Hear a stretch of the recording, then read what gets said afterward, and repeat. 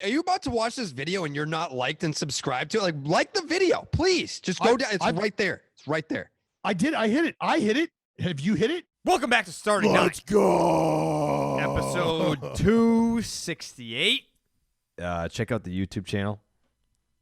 Full podcast episodes up there. Also, if you missed the Mike Clevenger interview, go back and check that out. Why would you do it, first of all? Why would you 267. Yeah, you got to go back and check that out. With the world has needed sunshine now more than ever. No, you're telling me. Yeah. You are telling me. It was great. You joined us amidst a nice mental break. Yeah. Let us in. It was beautiful. I'm not going to do Camelback though. Why not? Quit being a little bitch. Yeah, it's just not for me. It is for you. We're going to make it for you. Like I don't want to hike any mountain, not just Camelback specifically. I don't want to point out Camelback like it's some sort of well, I mean, I guess it is a motherfucker. I mean, we talked to, what was it? Was it ASU that does their Hell Week there, or was it Arizona? It was one or the other. Arizona, I believe. Yeah, fuck that. Just not doing it. Anything that's used to torture borderline professional athletes is not something that I am going to enjoy at this stage of my life. You're using the wrong T word. It's test. Not torture, it's test. I failed. I already know I failed. No, you just got to dabble. Come on. It's one of those things you break through to the other side. You learn something about yourself. You find out you got a club in the bag. You're talking to someone that vomited from the Peloton. Well, yeah, at 37 years old, having not done a single goddamn. Once a professional athlete, always a professional athlete. Absolutely. Clearly. You put me in an athletic environment and you see what comes out. You see what gets put on display. Yeah. Oh, we're talking about pitching? Hey, Dallas, I didn't say anything. You are projecting right now. You're projecting. Well, I mean, I would never, ever even consider myself something that could compete on any level throwing a baseball these days. I didn't say anything about that. At all. I'll say this much. Mm-hmm. Mitch Moreland just threw for the Oakland A's. Saw that. And I said this on the air. Folks, what Mitch Moreland is featuring right now is what I would probably only hope to be able to get back to if I could ever get through a throwing program and get off the mound enough, face hitters enough to where I could be viable. If my arms stayed attached, that would be probably the peak. 86 to 89, slider. Well, he was a two-way guy. Little change piece. Yeah, he was a two-way guy in college. I mean, but that's just like. He almost got drafted as a pitcher. What's that? He almost got drafted as a pitcher. Where'd he go? Was he Georgia Tech? No. Why do I have him? Was he Mississippi State? Was he Mississippi State? Mitch Moreland. Is he Mississippi State? Yeah. Mississippi State. What year did he graduate? I mean, he got drafted in 2007. So I'm assuming he was. All right, so he got drafted my rookie year. So he wasn't there when I owned him in the regionals. All right, that's all I was checking on. Yeah. Mississippi State. That's all I was checking on. Yeah, but I mean, for Christ's sake, Carrabis, I've had my arm reattached 4 times. Like, no. I mean, he's a first baseman. No, so. I can't compete off the mound any longer. That's fine. That's been facts. That's fine. Yeah. But, by the way, just for the record, I didn't say anything about pitching. Oh well, I know. I knew exactly what you were insinuating. But here's the thing: you put me like old Sim Dog, old JUCO Bandit.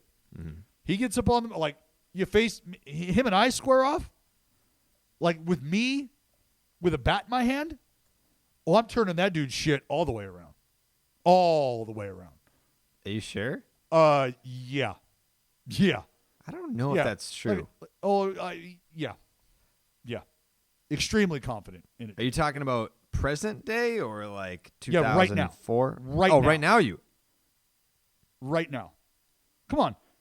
Having not seen a fucking overhand pitch competitively in I don't know how long, I got up there, like, the idea of swinging and missing is not even that doesn't even exist. Swinging and miss? What?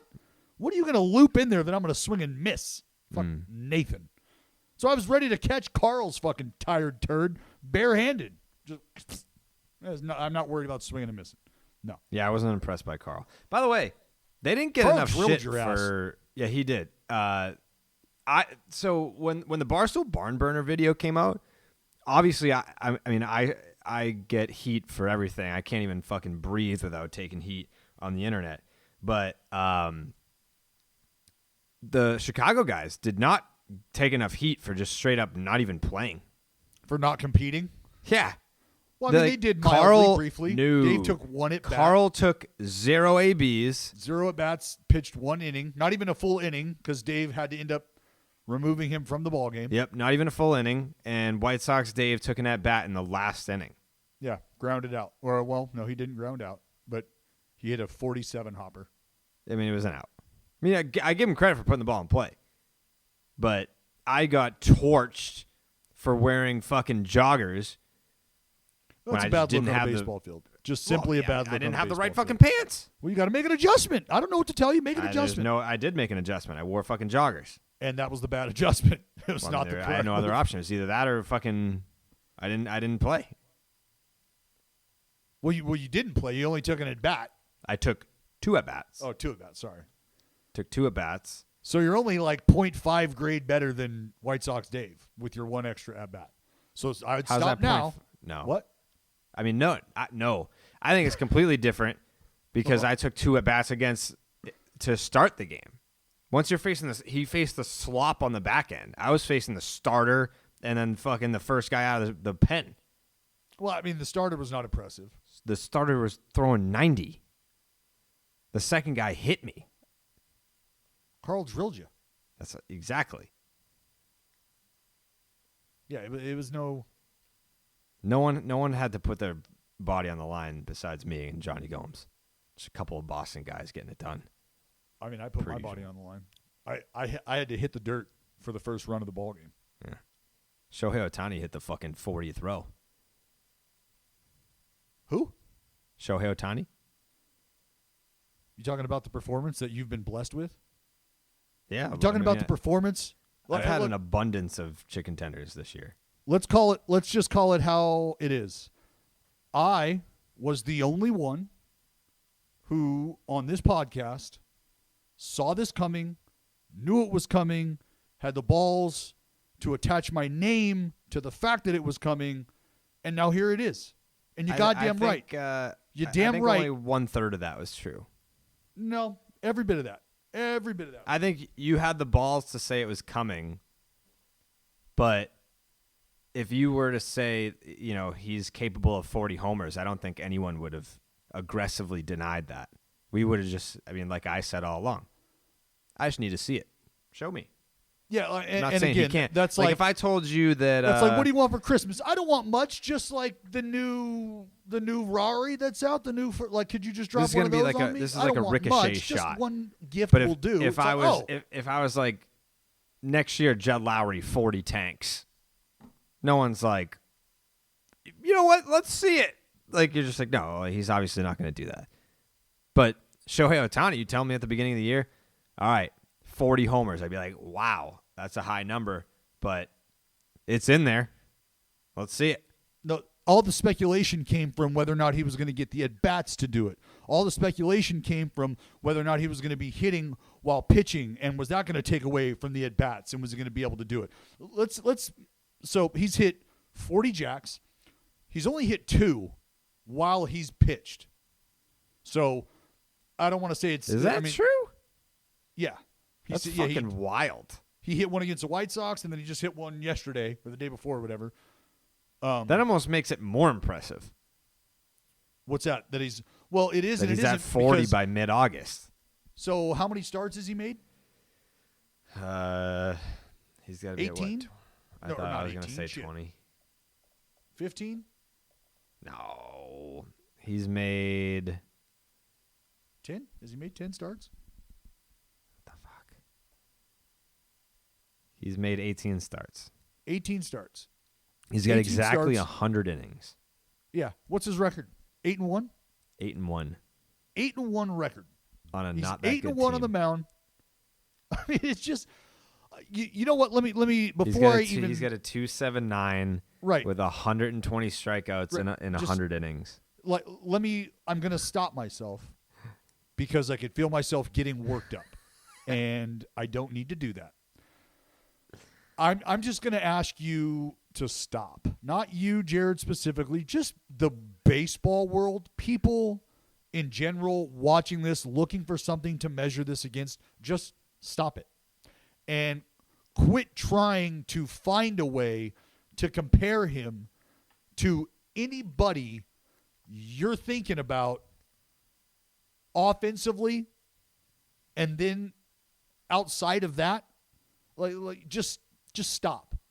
Because what I've said this, what your favorite player is doing, what the best player is doing, is not even close. Just not even close to what Shohei Ohtani is doing. It's not even close. I do think, though, that some of the buzz fizzled out after the All-Star game. Some of the buzz, what? Some of the buzz fizzled out after the All-Star Because he game. went on a little bit of a streak where he didn't hit homers. I don't even think it's that. I think it's just that was the pinnacle. It's hard to go up from there. It's hard to have the first half that Shohei had, and then you are starting the All-Star game as the starting pitcher, batting first, and the number 1 seed in the home run derby all in the same span of time. Like, it's hard to be like, all right, and for my next trick, like, it's very hard to do something. And that's the thing, bigger is the than next trick would be to sustain it. Sure. That would be the next trick. And so the homers didn't come after the home run derby display. And so you're kind of like, all right, well, you know what? Like, if the hangover is still remembering how awesome that All-Star game thing was, where he just did fucking everything, like, that's pretty cool still. So he's not hitting jacks right now, still pitching his ass off. And that's the thing, is if you're going to turn away because he's not hit a homer in 10 games or whatever, well, that's fine. But you realize he's going to pitch a couple times in between then, and like, you could still appreciate that. Yeah, I don't even think that people have like turned away. I think it's more so just he was on such a ridiculous pace that it was very hard to live up to that. Like, even in like his, like, talking about like his last 8 game series in 300 with a 1033 OPS, he's hit 3 bombs. I mean, it's Jared. He's got 40 homers. He 40 set the fucking bar homers. so goddamn high that it's almost impossible to sustain it. He's now the organizational leader for the most homers by a left-handed hitter all time for the Angels, passing Reggie Jackson, who hit 39 in 1982. Like, what more could you ask? If the season ended today, if his season ended today, MVP. For sure. MVP. Done deal. I'm not quite sure what the innings minimum is going to be for him to qualify as a starting pitcher. But if he does, are we talking about a guy who's now offensive numbers and offensive production could impact his Cy Young candidacy? And the only reason I throw that out there, and I'm not saying like, well, Dallas, they don't take those numbers and factor those in to the pitching award, you dipshit. No, I get that. I'm talking about how a guy who can kill it offensively and play average defense in years past be considered for the Gold Glove, win the Gold Glove, right? And it's a lot to do about what he's doing with the bat and not so much the glove. So could there be a subconscious impact of what Ohtani is doing offensively on the Cy Young vote? Like, whoa, like, dude, like, in the back of my head, this is the dude who's still, like, this dude's taking fucking 3-4 at-bats every time he's taking the mound. And then he's doing it after the fact and before. Like, so for him to get out there on the mound and even just do this, do you start, are you okay with the body of work not going to be as great as somebody else? Because I think, like, right now, just off the top of my head, who's in the front runner position for the AL Cy Young? Rodon? Lance Lynn? Lance Lynn, yeah. I mean, it's not going to Sorry about calling that. He's not going to qualify. What is it? Why not? Why fucking not, Jared? Because that's the rule. You need so to. What? What? Are we arguing stated rules? I'm allowed to be bitter about it. Yeah, he's not going to qualify for. There's not enough time. Like, he's not going to throw 60-something innings. Are you telling me Shohei Ohtani can't hit a curveball? Are you doubting fucking Shohei Ohtani right now? What would he have to? I don't How many know. starts do you think he has left? What are we at? He just pitched yesterday. It's August 18th. 5. Okay. Yeah. There's no fucking chance. So, I mean, yeah. It's not like we haven't seen someone not qualify for the ERA title but win a Cy Young award, but they were relievers. It would be a totally unique case. I don't know how they would look at it, but I don't think there's any chance. But that being said, you're just so hateful. Don't hate. Well, it's just an objective fact. Don't hate. You can't be a starter that doesn't even qualify for the ERA title and win the Cy Young award. You can't do that. It would be one thing if there was just like a bunch of garbage starters in the league. But I mean, like, what is a Lance Lynn still like a sub 2? No, it's not sub 2. It's like a 2-2. 2.29 maybe. Rodon's like a 2.79, I think, something like that, or like a. No, that's Ohtani. Ohtani, I think, is 2.79. Rodon, I think, is maybe. Lance Lynn's at 2.26. Yeah. Is Rodon a 3.06? Rodon. Where is he at? Does he not qualify either? I don't know. No, Rodon's like a 2.3. He's like a 2.38. 2.4. Or 2.3. Look it up. Carlos Rodon has a 2.38 There you go. in 19 starts. So he might not qualify. Rodon might not qualify either. I don't think he qualifies right now. Yeah, I think my he boy- will when it's all said and done, but Well, he's on the IL, yeah, so then it's and he's still got some time. So I don't know that Carlos Rodon. How about Wade Miley having the second best wins above replacement for a pitcher, a qualified starter in Major League Baseball, not just the National League? Zach Wheeler, Wade Miley, Walker Buehler, Brandon Woodruff, Kevin Gausman. Wow. I gotta start taking a look at the NL. I gotta start taking a look at the NL Cy Young here. I gotta take a little dive into that. Maybe I'll take a flight with Orville and Wilbur and dive into the NL Cy piece, because I haven't even thought about this. It's because I'm not a guy who likes to toot my own horn, Jared. But I mean, I've got the AL MVP locked up, and I did throw Lance Lynn out there for my AL Cy Young, and I did throw Walker Buehler out there for my NL Cy Young. Yeah, those are all in good standing position right now. Yeah, well, I'm only worried about 2 of them because Ohtani's got that bitch locked. Yeah, that's done. That's a done deal. I don't even know how. There's nothing. Shohei Ohtani could shut it down for the rest of the year, and I still don't think there's anything that anyone could do to pass him. Maybe Vladdy. Nothing. Maybe He just Vladdy, became- but even still. No. He's just the 4th American League pitcher since they've instituted the DH, which was 1973, to complete at least 8 innings and also hit a home run in the same game. Like, just the 4th dude to ever do that from the American League. I don't know if this is breaking newsworthy. Before you get into that, can I just finish off Ohtani's pitching line the other You've night? been finishing them off all fucking year. Go ahead. Ohtani went 8 innings. In those 8 innings, he threw 90 pitches. Want to guess how many strikes, Jared? Take a guess. In 89 pitches? Nope. 90 pitches. 90 pitches. 8 strikeouts.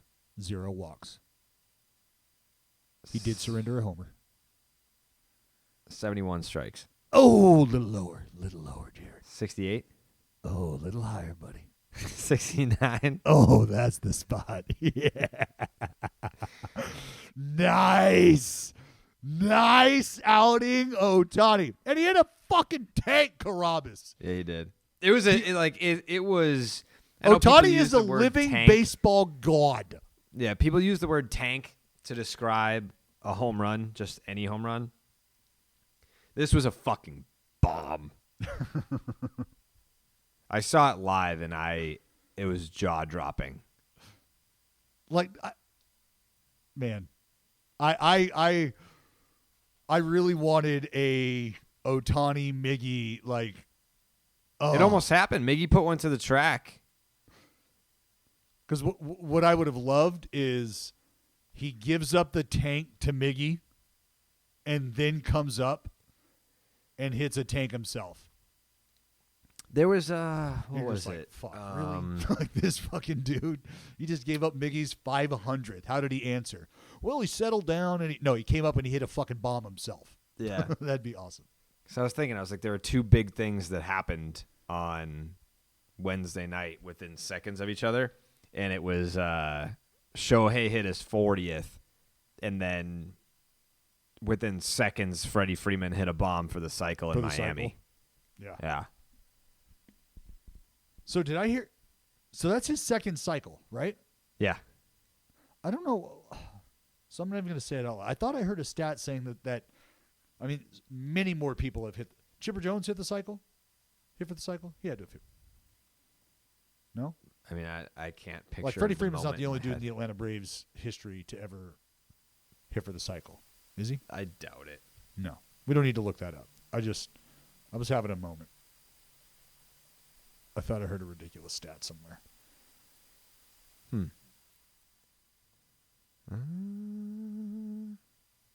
No hitters hitting for the cycle. Freddie Freeman did it twice. Your boy Mark Kotsay did it. While in Atlanta Brave? Yep. Do it, Kotz. He did it in 2008. And then before that, it was, I mean, no one really of note did it before Mark Kotsay. Well, that's all good. Albert Hall did it in 1987. William Collins did it in 1910. John Bates did it in 1907. This got to be all Boston Braves. Duff Cooley did it in 1904. Okay. And then shout out to fucking Herman Long. He did it against Louisville on May 9th, 1896. Oh, Herm Long. Yep. Anyway, well, we should tip our dugout mugs to the Atlanta Brave cycle brethren. Yeah. And if you didn't know, dugout mugs, they make baseball bat beer mugs. They do. They got one right here. They also make shot glasses. And I am a big fan of the shot glasses. Shot glass was actually back over here because during a little card rip I did the other night, I opened up a white whale.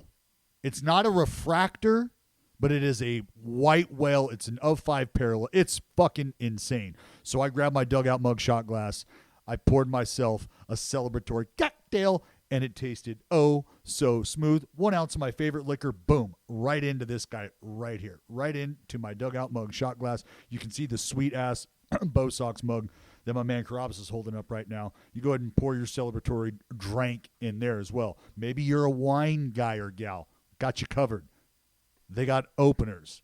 Look, oh, you like wine glasses? Carrabis, show the people. Look at this. Yeah, you get all that shit. All that right there. The shot glasses that I'm talking about usually sell for about $29. You right now get one delivered to your door for just a low $8.95. Where? You know what's cool? Dugoutmugs.com/starting. Glad you asked. The wine glasses are kind of like the thing that you beat your glove with during in spring training. Oh, nice, like a little glove mallet. Yeah. Beautiful. See, ergonomically fitting, and that's glorious.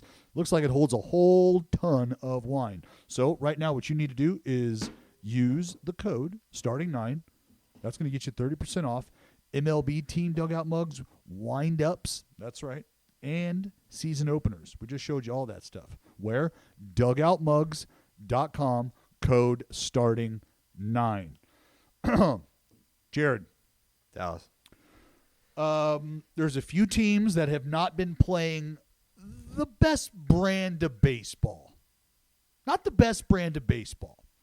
We can start with a team that was supposed to be making a hell of a lot more noise than they're making right now. Can we talk about the Arizona Diamondbacks? I mean, holy shit. Where do they come from? This is crazy.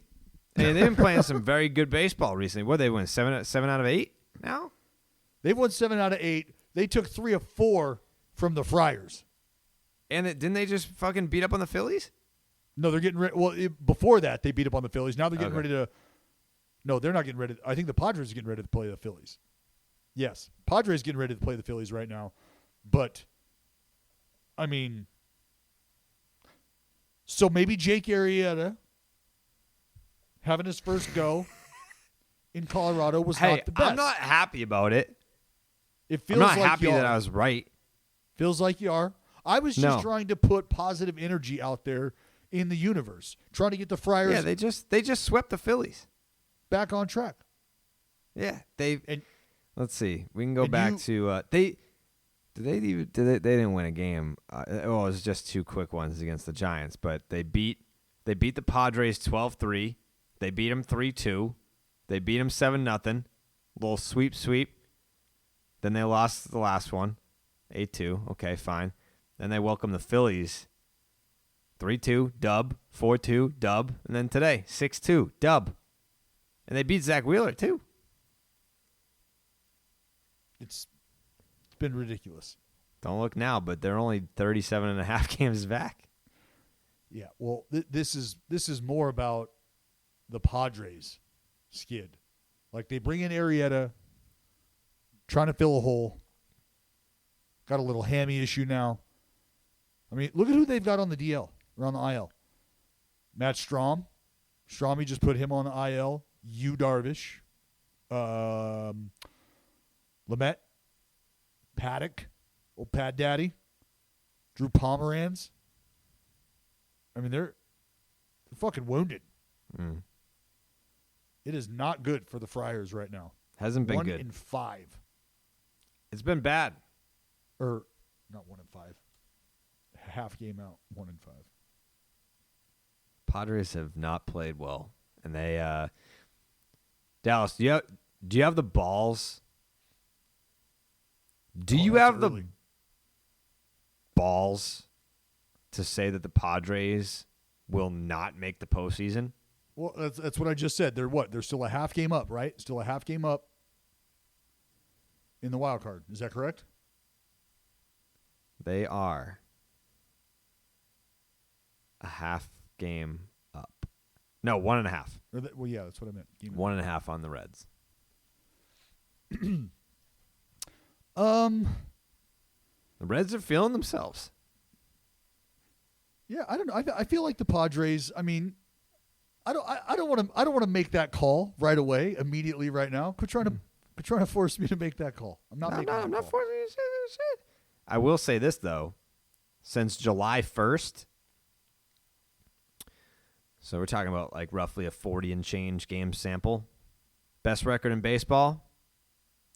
The Tampa Bay Rays and New York Yankees tied 28-13. San Francisco Giants, who have just been there all year. Then you have my Milwaukee Brewers, 26-14.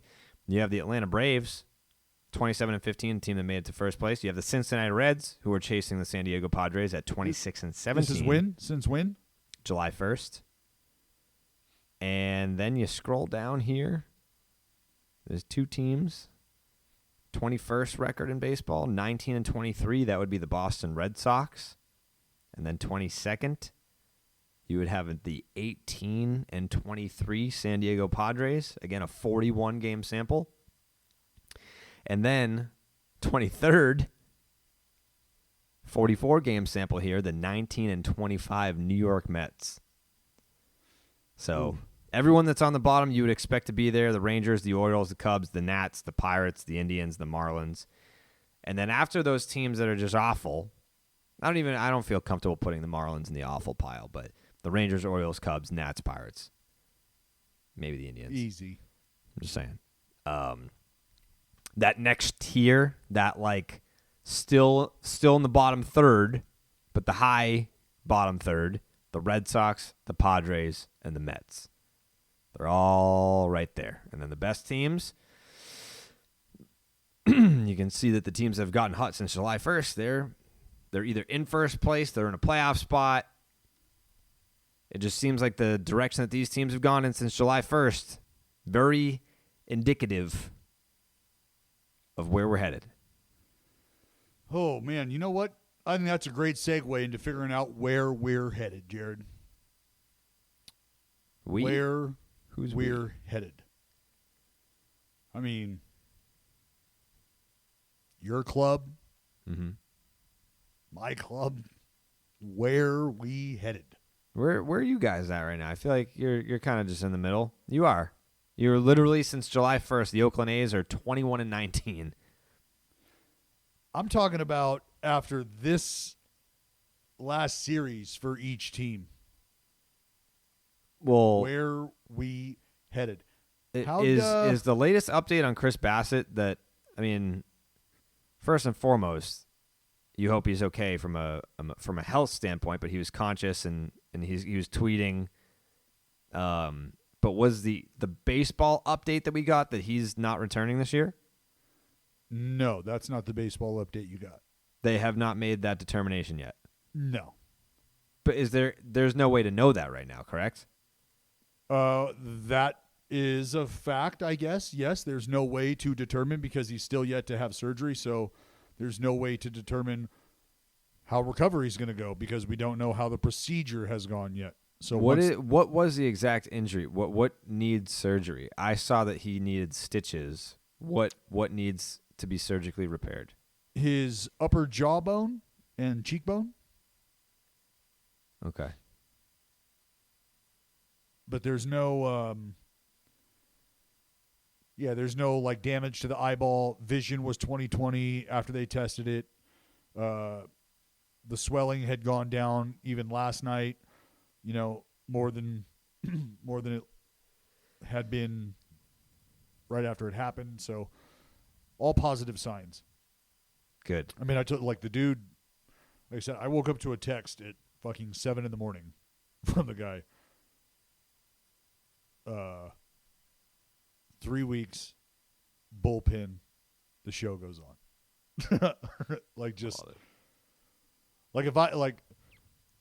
He was probably sitting in the back of that ambulance going, you know what? I can still see out of this other eye. Turn this motherfucker around and let's go. Mm-hmm. But that's the kind of worker he is. So that's why I say, dude, I can't put anything past him. Like nothing at all. Like I pitched with a dude in Double-A, Brad Weiss. I watched this dude take 106, or actually it was 106 or 109, either way, off the fucking jaw and just shattered his face. Shattered. Like he brought the x-rays in and it looked like somebody took a little ball peen hammer and just bing, spiderwebbed a fucking windshield. That's what his jaw looked like. Wired shut, multiple weeks. Still, came back, pitched, lost 30 pounds. But, I mean, you do what you got to do. And he is a guy, and this is why I said, he's a dude who, remember, he had pitched, found out he made the All-Star team, and, you realize what it looks like, your alignment, oh, man, I just pitched, but I could pitch in the All-Star game. And he said, yo, I'll pitch. I'll be available. Absolutely. I don't know when I'll get back here. I don't know if I'll ever get back here. And like that's the kind of appreciation he has for the game, and that's how hard he has worked. Is he has that type of appreciation for the game. And so I think he feels like it's not being ripped away from him right now, but it's been taken away in a very pivotal moment in the career year. All that shit sucks. So you'd be doing anything and everything you can to get back with the boys. Straight up. So I don't put anything past this fucking dude. Nothing. That being said, it's a very, very, very, very, very, very, very tight window. We'll see. Yeah. See what happens there. But this wild card race, Carrabis, in the American League is tighter than a fucking snare drum right now. It is.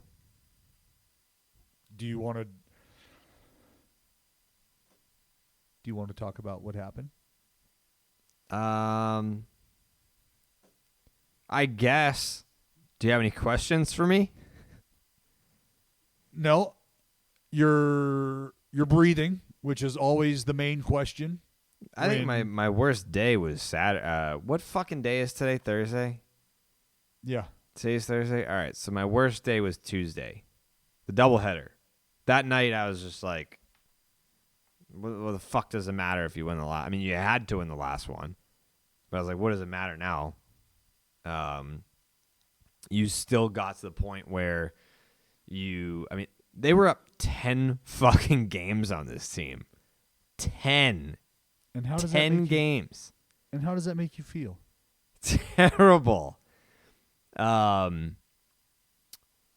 Yeah, it's incredibly disappointing. I hate that people use the trade deadline excuse, because could the Red Sox have done something at the trade deadline? Yeah. Yeah, they could have gone out and gotten a relief pitcher. That would have helped, no doubt. But does one reliever prevent a 10-game gap closing? No. Like, at some point, you just have to blame the fucking players that are on the team. Play better. And so, Jared, when they went and made their move, did it feel like it was enough? Did it not? How did that make you feel? Abandoned a little bit. Yeah, I felt abandoned. I wanted Max Scherzer. It would have been nice. I think it would have been a nice little statement piece to bring in someone like that. Was there anything to watching Anthony Rizzo during the series that also gave you feelings of abandonment? No, I think that's always been a weird chirp ever since that happened. Like, I wasn't... I think I threw one tweet out there because I forget who it was, but there was like a reporter that said like Anthony Rizzo's linked to the Red Sox, and I just quote tweeted it and put a picture of Anthony Rizzo in a Red Sox hat, and I think everyone just took that and they were like, see how bad he wanted him? I was like, no, I'm just I'm regurgitating all the reports that are out there of note. And instead of giving commentary, I put a picture of Anthony Rizzo in a Red Sox hat.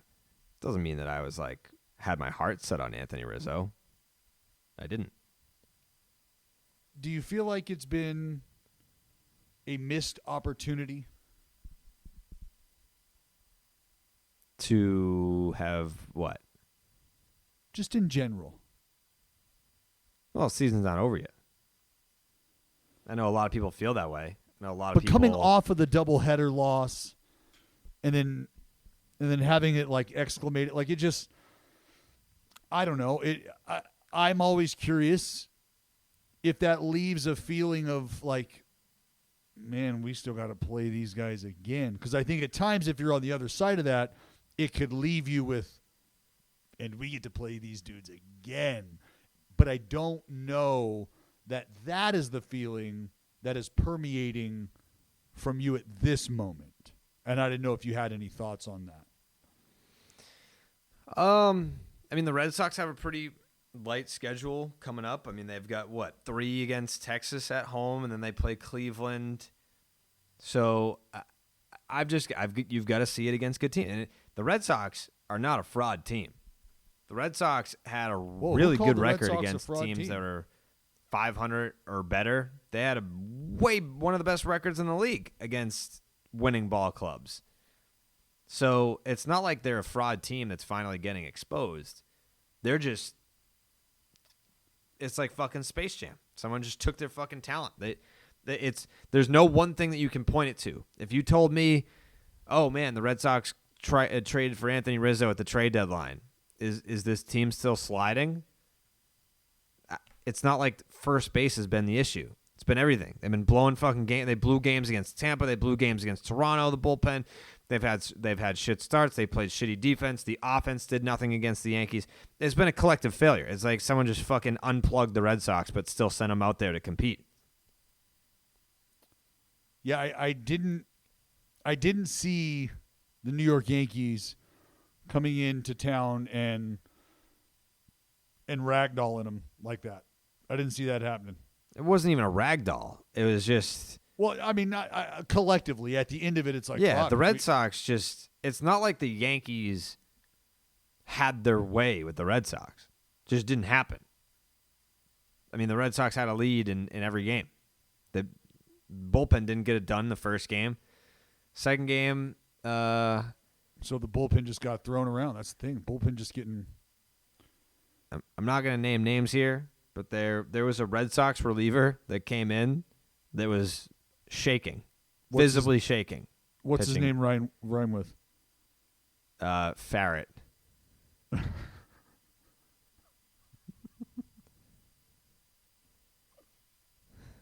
So, yeah, you can't let all these fucking ravioli eating motherfuckers in the Bronx Oh, wow. get under your skin. Can't do it. Wow. I mean, Yeah. no love for the Bronx kid. No love for the hometown kid. Yeah, Shortstop. he had a taking big it, series. getting knocks. That must be the best feeling in the world, to grow up in the Bronx, play for the Yankees, and just do win the Red Sox at home. That must be awesome. Like, seriously, how great of a feeling must that be? Like, there's I like, can't think. Sorry if he's married or if he ever is going to get married. Sorry to whoever that person is, because Right that now. series definitely is a better experience than whatever the wedding is or was. yeah. Well, I was just thinking, like, he's probably a pretty popular fella. Yeah. You know, he's like Usain Bolt right now. He's running through all the finish lines way before you are. Yeah. He's got that opportunity. I'm happy for him. I think that's the coolest shit in the world. Lou Merlone getting called up, just a kid from Framingham hitting a homer at Fenway Wow. Park in his first Fuck. game. It's great. How do you not love that? Yeah. It's baseball being romantic once again. Yeah. Just been a tough stretch. Tough stretch for the Red Sox. I got to say the same thing about the Oakland A's, Carrabis. Yeah, you do.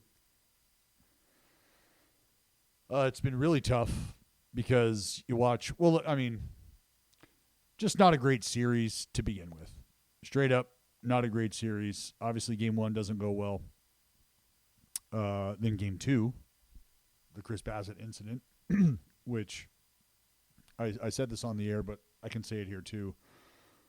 Shout out to all the nurses, to everybody at the hospital that took care of Bassie, even the guys on the other side.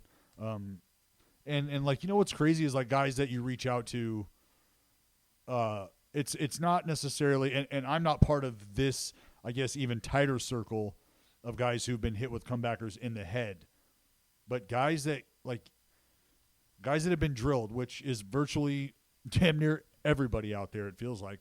But like, you just kind of check in on each other, like, hey, you doing good? You all right? Like, glad you're still here with us. Because that shit is very scary. But aside from that,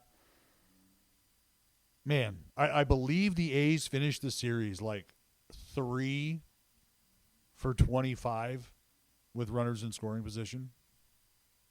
Just poor situational hitting. Not great at all. Great job by Paul Blackburn to come up and pitch his ass off on a day where you don't know, like, how long am I going to be here? Is my role going to change? Blah, blah, blah, blah, blah. So that was nice. Starling Marte continues to show you why he has been the best ad since the All-Star break, since the deadline, just period. He's a fucking baller. We're never able to capitalize on big spots, in big spots. Crazy stat.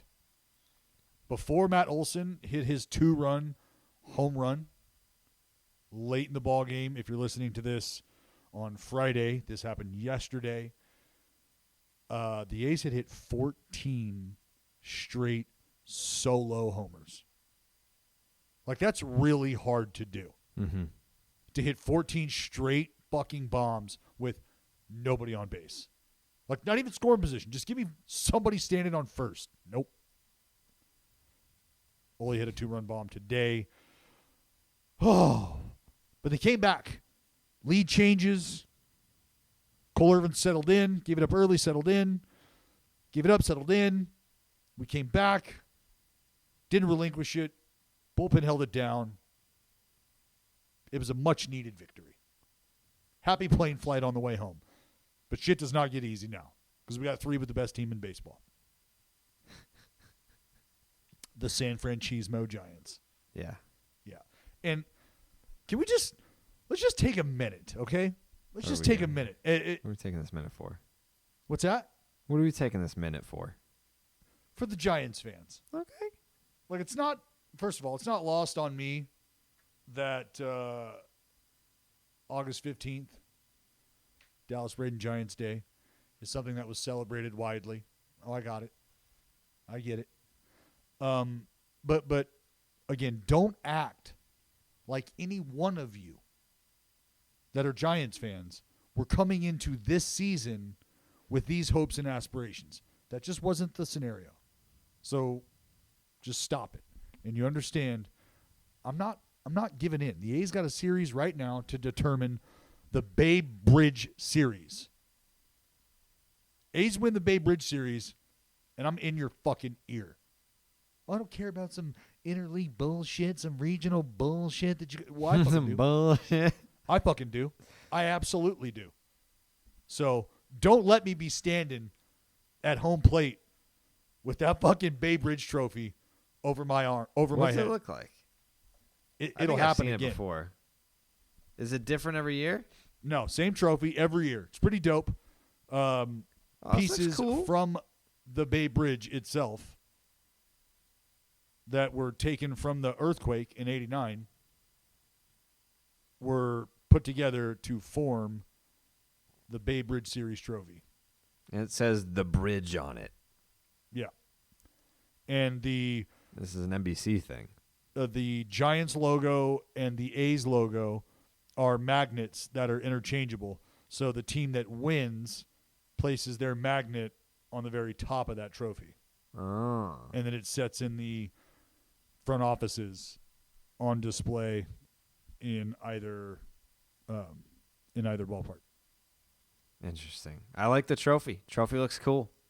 Yeah, There's shout a lot out to of my one. man Brody Brazil, who was the brain behind that. Kind of off topic. Can I just say how disappointed I am in the Toronto Blue Jays? That they haven't been able to get it going? I mean, we died for nothing. They took 3 of 4 from the Red Sox, and they finally made some headway there. Looked like they were going to get in the mix, the Red Sox-Yankees mix for second place, whatever. And since then, they've lost, 6 of 9? They've lost 6 of 9, and now they've fallen 10.5 games back. So they're still 4 games back of the Red Sox, who have won 2 games in the last month. They're 4 back in the wild card race right now, right? I mean, that's who they're chasing. It's the Yankees now have the top wild card spot, half game over the Oakland A's. The Red Sox are half game back of the A's. Not great. That's why I told you about this scenario playing out. I had No, Jared, let me tell you right here. I know, buddy. I know your playbook. It's like we're playing Madden and you're hot routing, and I've already adjusted my defense. I've already got the safeties covered. Like I've already dropped the nose guard. Like I've got all the zones covered. Flats are taken care of. What you were doing is you were trying to enlist the help of me, so that No, Dallas, buddy. First of all, you stoner fuck. You and your paranoia and your conspiracy theories. I'm Nailed not it. trying to... Nailed it. Nope. I mean, I just said, I think there's an outside chance that the wild card game could be Red Sox-Yankees, and it might be at Yankee Stadium. I don't know. That is a scenario. It could be Red Sox-A's. It could be A's-Yankees. Who knows? What about the Mariners? America's team. Could be them too. Don't know. But it's going to be some combination of those teams. And one of the scenarios, one of the possibilities is Red Sox-Yankees. And I'm just saying, if it is at Yankee Stadium, I am going to hire personal security. I'm going to hire a burner. Just some fucking 7'2" burly motherfucker, and I'm just gonna walk around with a heater in the Bronx. I was gonna say I got a couple guys, Jared, that we would roll in there that we would be totally fine. Yeah, I want a Huel. Yeah, we wouldn't have to do anything. These guys would be congratulated, celebrated, possibly saluted. You know who gave me his business card? Who? Gus. Old mattress firm Gus? Yeah, I told him, I was like, listen, I may have a use for this business card somewhere down the line a couple months from now, so stay ready. Oh, Gus is always ready. Gus stays ready so he doesn't have to get ready. Yeah. Yeah. Yeah, I mean, the baseball gods are going to bless us with a combination of Yankees, Oakland, Boston. Like that's going to happen. If it were WWE, Vince McMahon would come through the curtain and make it a triple threat match at WrestleMania. Hubs, Dallas, Jared would make the most sense. But since this is Major League Baseball, I don't know. I don't want to go up against you in the wild card game. I mean, it has to happen at some point in our Barstool tenure. Like, we have to go up against each other. Like, I've already had my Hub series and just throttled him. Yeah, and I had my moment. I got to have my moment when Sean Manaea no hit the Boston Red Sox at home. Oh, some forget, Jared. I have not forgotten. I don't think Sean Manaea has forgotten. Yeah, I mean, what about tonight, Carrabis? What about tonight? Say something. I mean, yeah, I didn't have the best time that night, but I kind of got over it pretty quickly. That's fair. You got over it, but I had the moment. Yeah. We need. Yeah. I mean, it is. It's bound to happen. Oh God, don't let me. Well, because we don't know how it would work out. Obviously, we got to see who's got the better record. Oh God. I legitimately could not guarantee Eric Hub's safety in Oakland. No California. chance. I No. couldn't do that. They would shank him. Oh. But I also, I mean, what? There's how many games left? 40? Oh, there's a lot of meat on this bone still. Sure. But for two teams trending in the wrong direction and the Yankees playing the way that they've been playing, it's going to be kind of hard for both of us to leapfrog New York. As we sit today, right now, Yeah. the Oakland A's have 69 wins. Uh-huh. So do the Yankees. So do the Red Sox. So do the Red Sox. So that's a nice starting point for the remainder of the season, because it's a race to the most wins for home field. Yeah. That's what we're doing. So all three, as we sit today at 69 wins, we get a nice starting point. That's what's on the brain, the race from here. And you've got, like you said, a fairly light schedule. The Oakland A's finish, I believe, with like 14 division opponents. 14 games against division opponents, some shit like that. I'm going to double check that because that sounds crazy. Yep, the Oakland A's finish with a starting September 17th, 3-game set with the Halos, 4-game set with the Mariners, 3 games against the Astros, and then a 3-game finale against the Seattle Mariners in Seattle. Mariners are hot right now. Yeah, they're hot right now, but they've shown that they'll fizzle too. No, I mean, I don't know about that. Why? What do you mean you don't know about that? We saw that happen. It's almost September. Yeah, they got hot. It's not like they played well, randomly have gotten and they traded hot their closer, and they haven't been able to sustain winning all year. They're 3 games back of a wild card spot. I'm not telling you that they're not playing competitive baseball. That's not what I'm saying. They're more than just hot, Dallas. They're good. They're playing good baseball.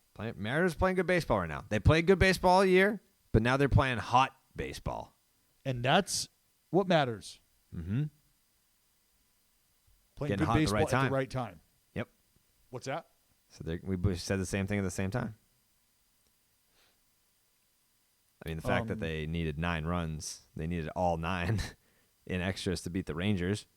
Okay. Still won. Still counts. Yeah, a dub's a dub, bud. Yep. What I love this Mariners team. What do you got on old Uncle Stevie? I think everyone likes to stop and look at the car wreck as you're driving by. If I were a Mets fan, I would not be a fan. Like, has it finally Worn has off. it gotten to a point where you're like, you know what?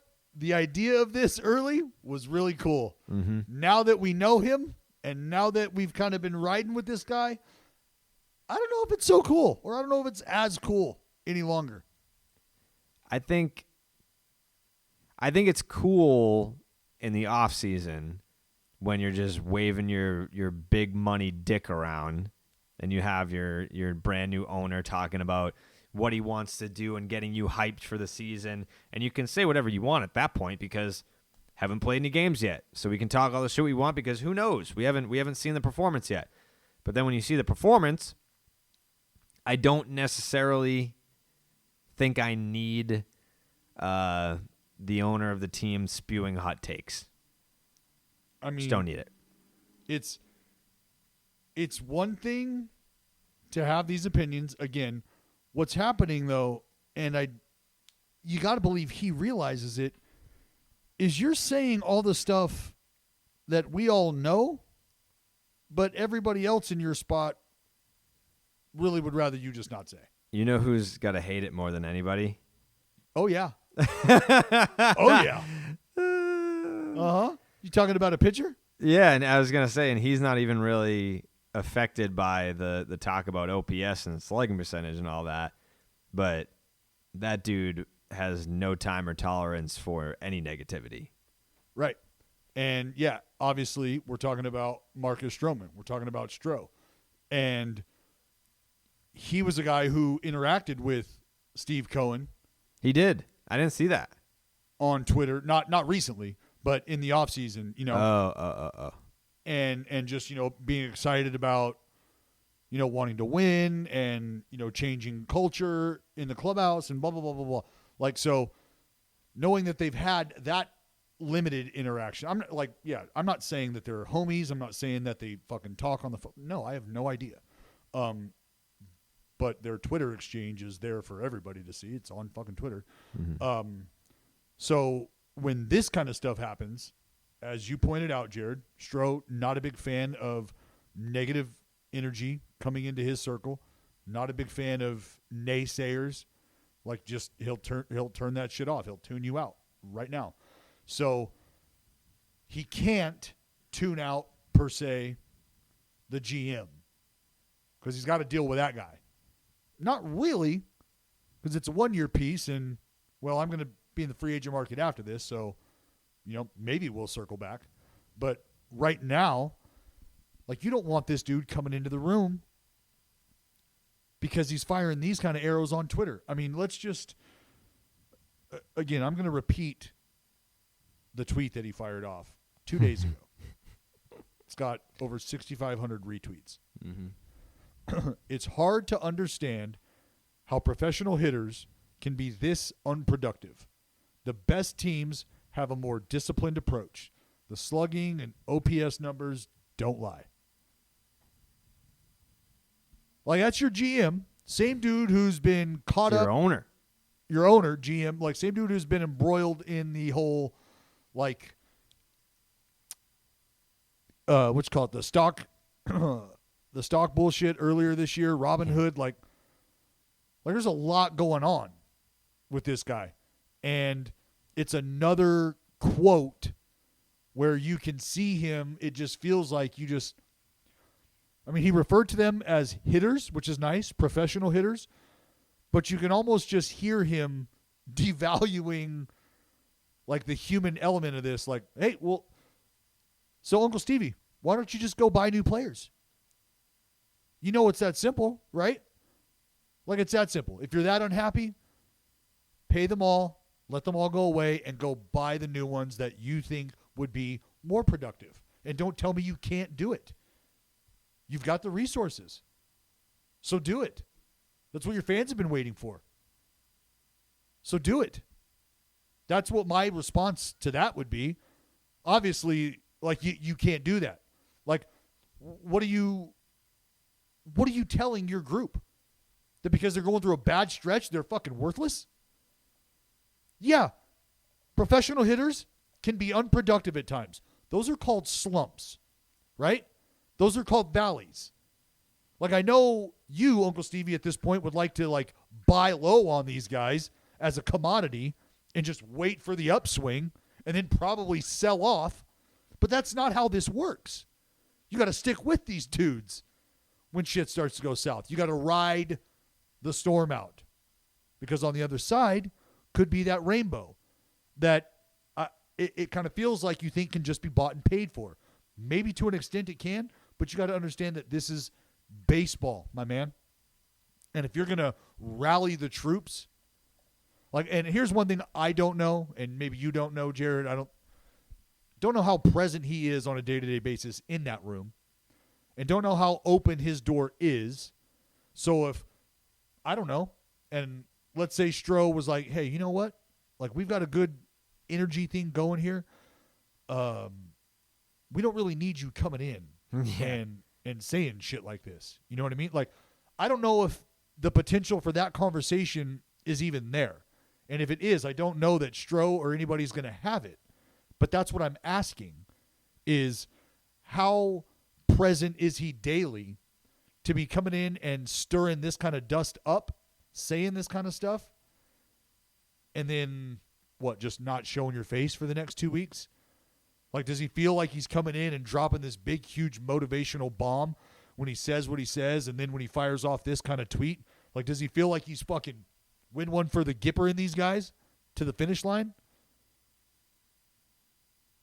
Because I don't know if it's... I can't imagine, especially, you know, obviously we singled out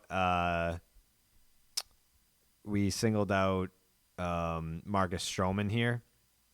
But at the end of the day, I mean, a guy like Pete Alonso is probably one of the biggest voices in that room. And even at their lowest points, Pete Alonso is still super positive. And I don't know if that's just how he is, or if that's a guy like Stroh being vocal and his positivity rubbing off. But if you've got the owner of your team is kind of just like shit posting like somebody on Reddit, I can't imagine there's a single guy on the team that wants him around. Well, you're not subtweeting anybody. You're not shit posting. You're essentially calling out your team. The offense. There's no other way to look at that. Like, you're not, you know what I mean? That's not a passive aggressive. That's a, oh my God, I cannot believe these guys can be this bad. It's like, fuck, okay. Tell me how you really feel. Votto just hit another one. Who? Joey Votto. Oh. So, yeah, very crazy. Very crazy. You hope that stuff like that doesn't become a distraction in a time where that's the last thing the New York Mets need right now. Well, I mean, they got to win. Beat the San Francisco Giants. Sure did. Best team in baseball. Sure did. Got a big dub. In extras, Kevin Pillar. Pilar Homer. Yeah, people thought that the tweet that I sent out about Pilar Homer that had nothing to do with Giants fans. That had everything to do with Kevin Pillar, former starting 9 alum. Mm-hmm. Guy that I appreciate the game of, having a good at bat. That's all that was. Former Red Just Sox. happened to be against the Giants. Mm. Unfortunate. Yeah. Interesting. What else is there in here? Lance Lynn, very funny. The ejection. It was, I don't know, maybe a 35-second window where people thought that Lance Lynn had been ejected for a foreign substance when really he just threw a belt at an umpire. I mean, you give the hat, you give the glove, check it. Oh, you want to keep fucking searching me? All right, here's my belt. Pick it up off the fucking ground. Well, here's the thing. It's hot as balls in Chicago. Like, these dudes are sweating through everything. Each and every one of these guys on the field needs a uni change by the 3rd inning because it's fucking drenched in sweat. So Lance Lynn is trying to get into the dugout. Like, let me get into the dugout. I got shit I got to do in here. I'm trying to get ready to go back out for the next half inning. Like, there's stuff you do to keep your body moving and warm, especially if you're dealing with stuff. And so you don't have the luxury necessarily of sitting there and just waiting on an umpire to remember they've got something to do and then have them walk over to you. Like, I'm headed in this direction. Meet me over here. If you're not there, like, buddy, I'm gonna keep doing my thing. So that's kind of what happened from what I was able to see on the screens and the shots that were available to us. And so he's like, yeah, here, fuck, you want it? Here's the fucking belt. Here's, like, here. And because he's down a ways from where the umpire is. And that's what did it, was the belt toss. You know, and there may or may not have been some things that were said, some words exchanged. And that never really helps if that is indeed the case. The umpires don't want to be talked to. No. So it was funny though. It was funny to watch. I enjoyed it. It was entertainment. If you were to guess like what Lance Lynn might have said or something like that, what do you think he said? You just threw a guess out there.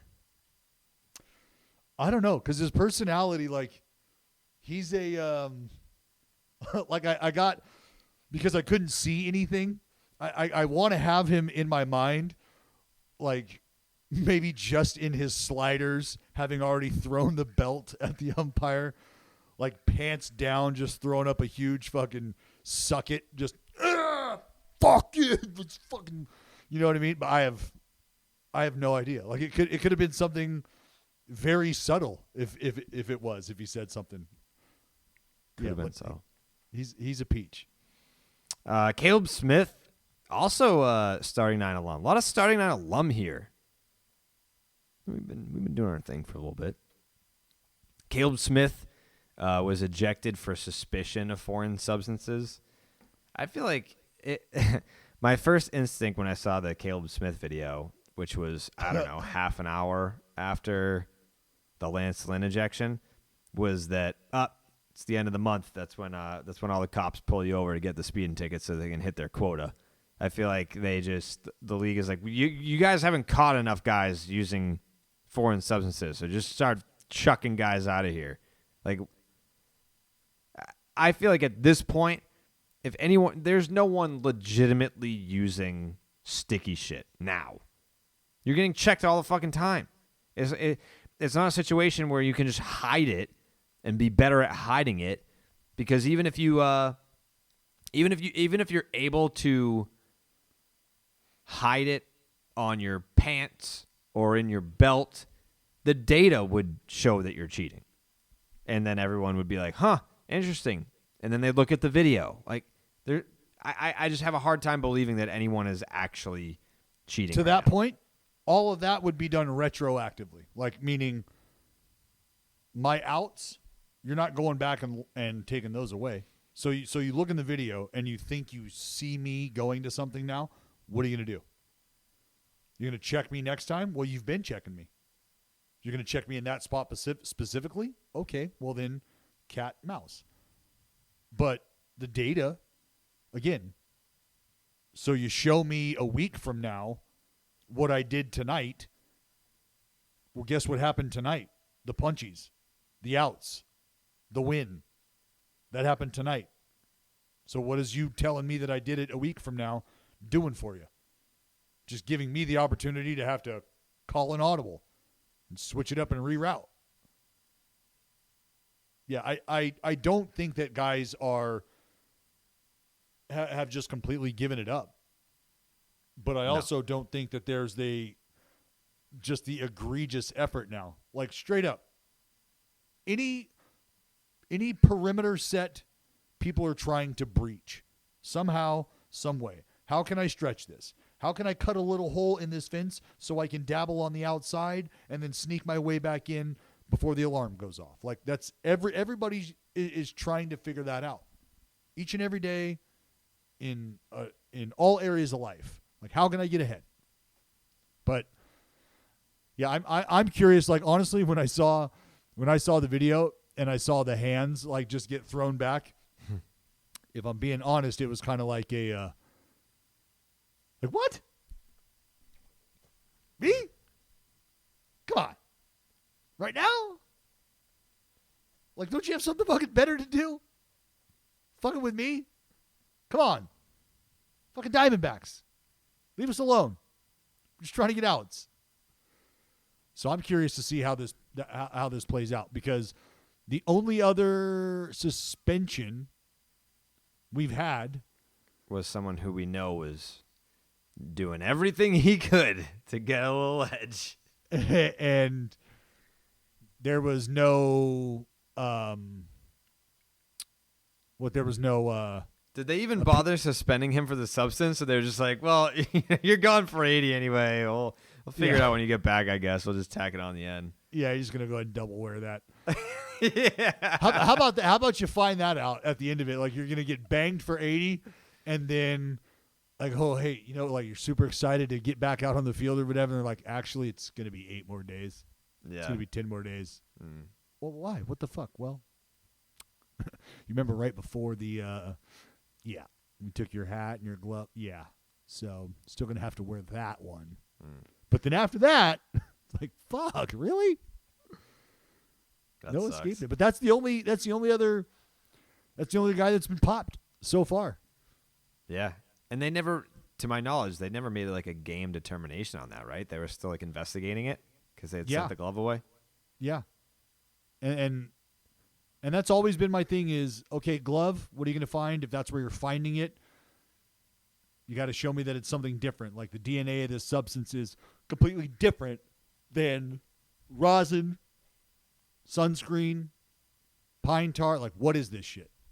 Show me it's different. Mm. But they don't check their hands. Yeah. They don't check their hair, except for Scherzer that one time. Yeah, God, who was... It was I forget Jardy. who was umpiring. Yeah, he's got him washing his fucking hair out there, basically. Just Max Scherzer is sweating his entire face off. Mm-hmm.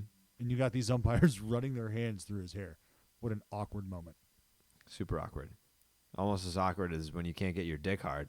I bet that would be awkward.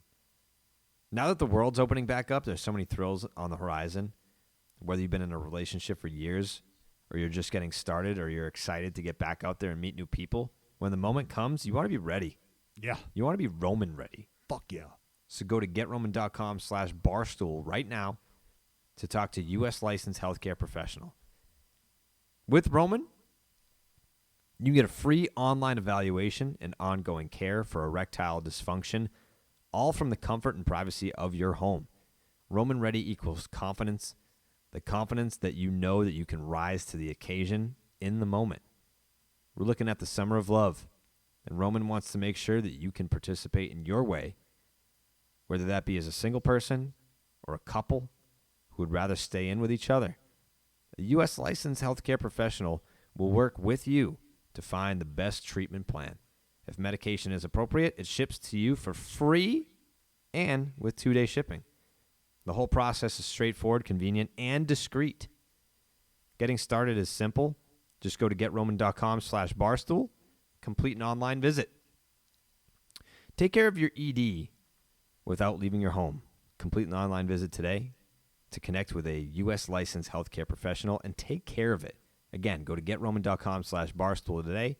And if you're prescribed, you get 50% off your first month of ED treatment.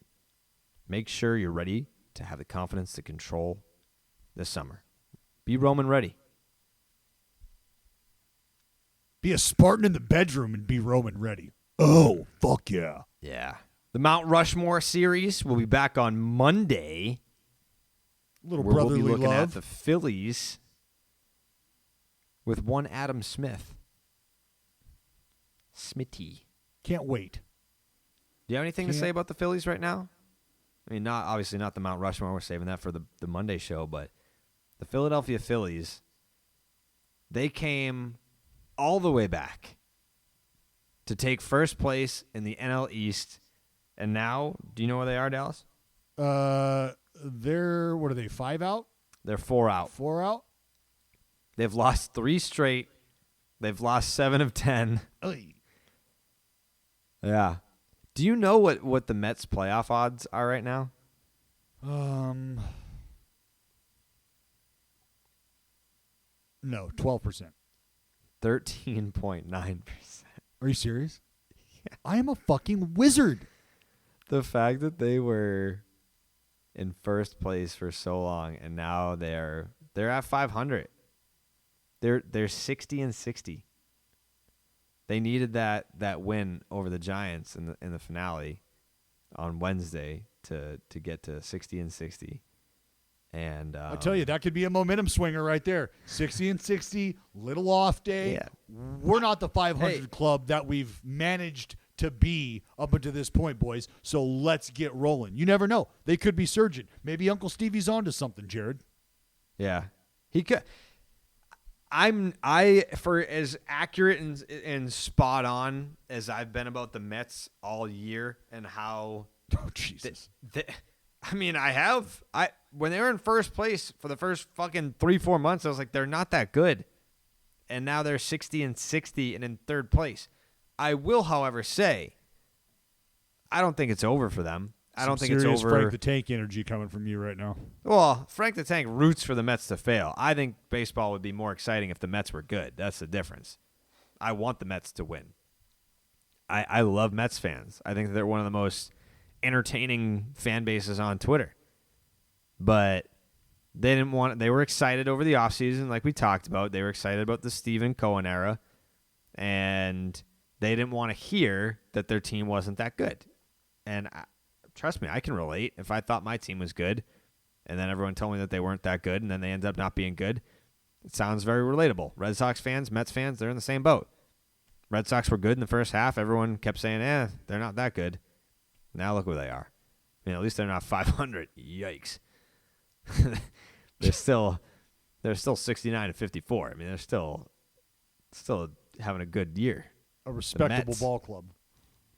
Not so much. But the Phillies, where are you at on the Phillies right now? Because they've lost 4 straight. They've lost 7 of 10. They're 4 back after being alone in first place for a hot second in that series against the Mets. It was basically what the Yankees did.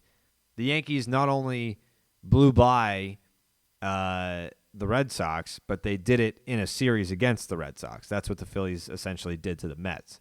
But in the process of doing that, the Braves were just snuck in the back door. They've won 9 of 10 in 6 straight, and they're alone in first place, and they're just kind of in cruise control right now. Like they waited all fucking year.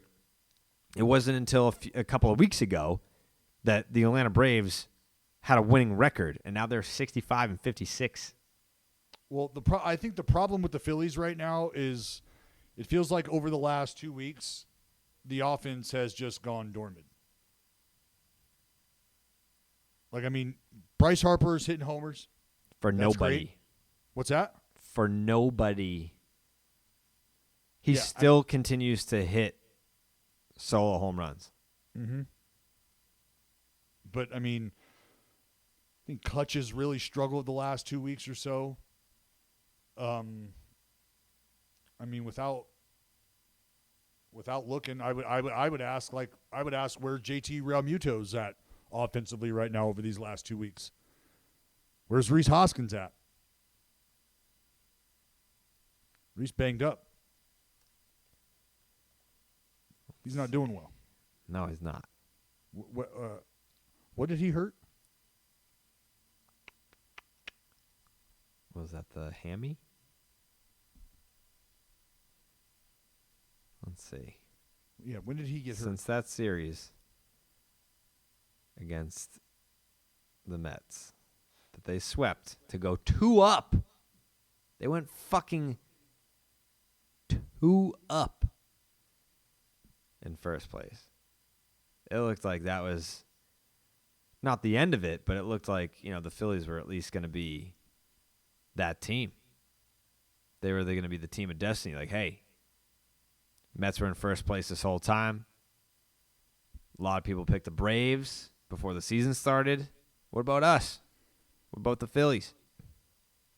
Sweep the Mets, go up 2. Now here we are. Let's They got to figure it out offensively. let's see who the culprits are. So we know it ain't Bryce Harper. I mean, he could damn near be a JT Realmuto. So we're talking about the 3-game sweep happened on the weekend of August 6th through the 8th. They were off on that Monday, began a series with the Dodgers on that Tuesday, lost 2 out of 3. Then they lost 2 out of 3 to the Reds, and then they lost. Then they got swept by the D-backs. The damn D-backs. So now that I'm looking at it, though, Bryce Harper over that span, he's hitting $148. Yeah, so that's why I said he's hitting homers, but like that's it. When he's hitting it, it's been a homer. Yeah. Again, go check what's Realmuto's numbers looking like. It's all bad. He's hitting $114 with a 438 OPS. Kutch hitting 100 with a 356 OPS. Brad Miller, 120, 414 OPS. Bryce Harper, 148, a 796 OPS. Okay.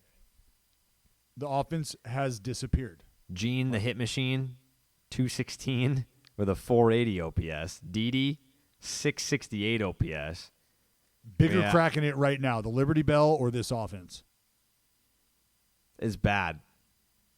Bohm, 077, a 297 OPS. Jared, stop it. These people have families. It's crazy. Odubel Herrera is probably the only dude that's got a free pass here. 273, 360 on base, 860 OPS. Okay, fine. You may live. Yeah. Ronald Torreyes. Okay. You've been passable. Everybody else, wake MIA, the fuck man. up. MIA. MIA.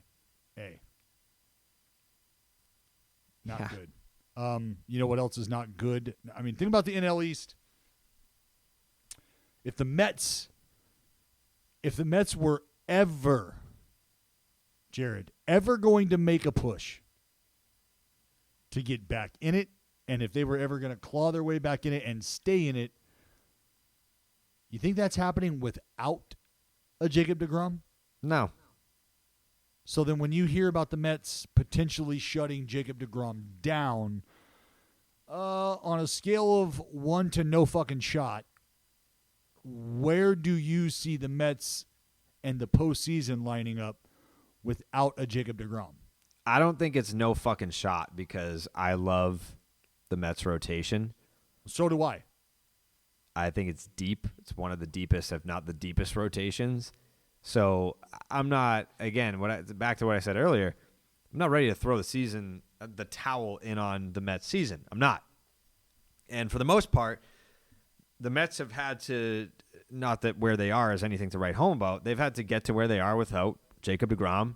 Does this slide happen without deGrom? Maybe not as bad. I mean, definitely not as bad. DeGrom hasn't pitched since July 7th. Right, so it's been a minute. But do I still think that the Mets can get to the postseason without Jacob deGrom? I do. I do think that. But I think, the Phillies may have already busted their nut, and the Atlanta Braves, who I picked to win the division, I picked the Braves to win the division before the season, and then when the Phillies took their 2-game lead, I doubled down. I said, well, look for the Braves to fucking actually still win the division out of these 3 teams. But as it pertains to the Mets, you look up and down the lineup, guys that are just not getting the job done. There's a reason, a very explainable reason why the Mets have collapsed the way that they have. Who the fuck is carrying the load? Because, well, Jared, if the Atlanta Braves offense is fucking right now, yeah, what is the Phillies offense doing? It needs some goddamn Roman swipes. They have erectile dysfunction right now. It is not. Same thing with the Mets. They both have erectile dysfunction, which is fixable. There are ways to fix erectile dysfunction. Yeah, there's ways around it. I don't see it happening with, like, what Jacob deGrom offers you is like every Roman product out there, as well as like your wheelhouse pornographic material. Like, oh, we're gonna get it up. deGrom is gonna get it up. He'll get you to attention. Well, I mean, let me ask you this: is Jacob deGrom? I mean, let's just say hypothetically, because this isn't on the table right now. Is he coming back? If I told you Jacob deGrom comes back Friday, do the Mets win the division? Well, I mean, naturally, my next question is, do we have him for the remainder of the year? Yes. He makes the rest of his starts. Comes back Friday. Do the Mets win the division? Again, what was that, maybe 7 starts? Today's the 18th. So if he started tomorrow, 19th, 20, 21, 22, 23, 24. So he could get 8 starts. Mm-hmm. You also have to assume that they pretty much have a 500 record when he pitches. Yeah, so I mean, if you're looking at that, and the Mets were to continue to trend the way that's the thing is, trending the way they are right now, they've lost 4 out of their last 6, or they're 4 and 6 out of their last 10. That's a losing effort. That's a skid. Mm-hmm. But I think that a Jacob deGrom rights that ship even more so. And there's just something to having your guy out there. No doubt. But take it from someone. Because if they go 500, let's say they're playing the way they are, they go 500 in his starts, that's at least now a 2.5 game lead between the Atlanta Braves and the Mets at the end of it all. And I'd like to think that there would be an opportunity for the Mets to make up 2.5 between now and the end of the season, even without a Jacob deGrom. If you've got the New York Mets making the postseason without a Jacob deGrom, then you've definitely got the Mets making up at least 2.5 games between now and the end of the season. Yeah. So if you factor deGrom in there, you absolutely have the New York Mets taking over the division, Jared. So you said it, not me. No. You've got the New York Mets winning the division. Do you not remember last episode? Come back. What a fucking revelation. Do you remember last episode? No, Jared, I don't remember 2.5 hours ago. We talked about the Mets schedule, and it was they play the Giants. They lost 2 out of 3. They had just played the Dodgers. And got swept. Then they played the Mets, lost 2 out of 3. And then they played the Dodgers again for 4. Mm-hmm. And then they played the Giants again. Mm-hmm. They're running the fucking gauntlet right now. Trust me, if they are, you know what they're going to look like? They're not even halfway done. At the end of this, I don't know if you saw the clip of Jameis Winston running through the gauntlet actually. And do you know what that is? Jameis Winston? Do you know who Jameis Winston is? Yeah, he plays football. Right, quarterback. So they're running these guys through the gauntlet. Ball carriers run through this.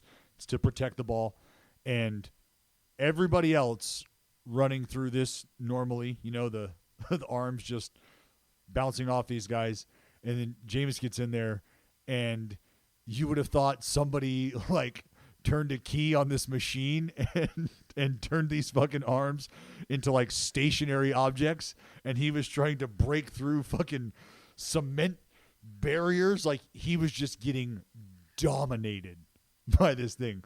And like that would be the evolution of the New York Mets through this portion of the schedule. Mm-hmm. Like early on, they look like the first few quarterbacks where they're getting through it, no problem, not stumbling. But by the end of it, they're fucking Jameis Winston just bouncing off shit, nowhere to fuck, no idea what's going on. Like, what the fuck? What just happened? Well, the Dodgers and the Giants just happened to you. You're now a month and a half out of the division lead. Like, what the fuck? Where am I? This could end very ugly. Yeah, it kind of feels like that D5 high school from up in the foothills that just has no competition. They've got like 3 kids that play both sides of the ball that are like, in their world, they are the greatest thing to ever hit the athletic scene. And then they come down off the mountain and they come into a city and they're going to play against a high school that's got like 7,000 kids at it, and they're pulling from 50,000 different neighbors, and they just get fucking twerked. Yeah. Like, whoa. This was not what we had in mind. I guess we'll see what happens. I don't want it to see. I'm trying want to stay positive for the Mets and their fans. I'm trying to stay positive for them. How many games between them? 14? What, this gauntlet that they're on right now? Yeah. It Or runs 12? basically until the end of the month. So we're talking about tonight they've got the Dodgers late night. They're on the West Coast. So 1, 2, 3, 4 against the Dodgers. 1, 2, 3 against the Giants. So 7 games left in the gauntlet. I mean, are you happy with 3 and 4 if you're the Mets? Probably, yeah. Especially since they're on the West Coast right now. Like, you wrap that West Coast trip on Sunday, come back to Queens, but the Giants just follow you there. Oh. But it lightens up a lot after that. So after the gauntlet, the Mets got to go 3 with the Nats, 3 with the Marlins. Yeah, well, this is like if you're a hitter getting ready to face a knuckleballer for the next 2 weeks. And then you're going to start facing 97 again with 91 mile an hour wipeout 5. sliders. They play fucking 5 games against the Nats. Straight. One's a doubleheader. So, like, they've got they finished this run. Then they got 1, 2, 3 against the Nats. 1, 2, 3 against the Marlins. Then 1, 2, 3, 4, 5 against the Nats because September 4th? That's Saturday. They've got a doubleheader. How brutal. So they play games in a row Thursday. against the same boring ass team. Yeah. September 3rd. 1, 2, 3. That 4, sucks. 5. Hang with them. That's gonna be fucking wild. Good for them. What's that, like a Friday through Monday? Yeah. I might need to pop a teaser for this next conversation. Please do. Because I'm going to need some focus. I'm going to need some energy. I'm going to need to get the mind right. And if you're looking for that, whether it's on the diamond, in the gym, on the court, wherever it may be, you need Teaser Performance Energy pouches packed with powerful herbs and vitamins. Teaser nutrient pouches provide oral stimulation with penetrating flavor. They have 7 delicious flavors. 7. 14 product options, including pouches with, without caffeine, however you please. You ever get shit-faced with a tease in your lip? No, but I should. You should try it. You should absolutely try it. For the folks listening, if you're into that kind of thing, it's kind of like being able to add flavor to obviously something that's already got flavor, but it's a little twist, just a little turn up of the volume. Really get your night going. Like if you're seltzer, you got a seltzer in hand, maybe a little cherry or a mango teaser, boom. A little tease and teeny. Maybe you're a martini individual. If so, little mango hob, teaser pouch, tease and teeny. You know the drill. Teaser highlights include no tobacco, 0 tobacco. Love that. No nicotine either. Love that. No calories, no spitting, no mess. And this shit will cut your cravings for snacks, oral tobacco, cigarettes. Get off them grits, folks. New customers right now can use code BARSTOOL30. That's going to get you 30% off your initial purchase at teasaenergy.com. Again, new customers, you use code BARSTOOL30. That's going to get you 30% off your initial purchase when you go to teasaenergy.com. They want to raise the roof, Carrabis. They want to raise the floor. And we've been talking about this Forever. for God knows how long. Beating this drum forever. Mm-hmm. And it makes sense. Now, there's some details to this that we can get into. We don't have to get balls deep into it. I don't know how into the finer points of this, like the taxation and where the money goes and stuff that fans are going to be into. But the idea is that Major League Baseball has proposed a salary minimum funded by the new taxes that would be levied on teams spending more than the first initial salary threshold. I feel fucking filthy even saying that. You don't like it? The last part that I had to say. The fact that there's a threshold where if you exceed that, you then start to pay a tax, because that's essentially a salary cap. Right? Yeah, that's been around. I know, but that doesn't mean I have to like it, and it doesn't mean I have to feel good about saying it. And you're a fucking A's fan. What do you have to worry about a luxury tax threshold? Because this kind of stuff absolutely impacts how teams operate. I'm glad you asked that, because the Oakland A's are a team who has long benefited from the salary share. Okay? Well, that's been gone now. They've taken that away. They've weaned those teams off. So now a team like the Oakland A's would be potentially forced to, and they have no problem doing this. I think their payroll right now this year is like $110 million or something like that. But they would be forced to meet the minimum $100 million.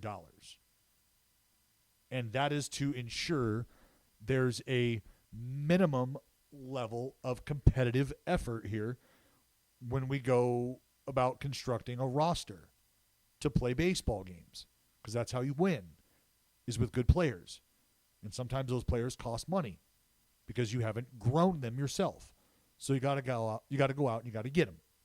Well, I think this is a wonderful step in the right direction when we talk about trying to create a more competitive balance across the league.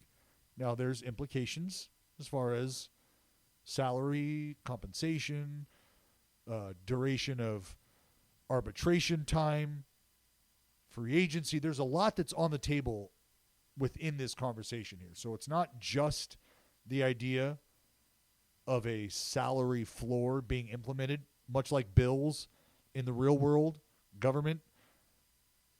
We're trying to get a fucking stoplight set up in this one-horse town. Well, we could attach some random ass amendment to it that has nothing to do with stoplights, and you try to sneak shit in. Well, that's what you're trying to avoid. Do you think that this can actually happen?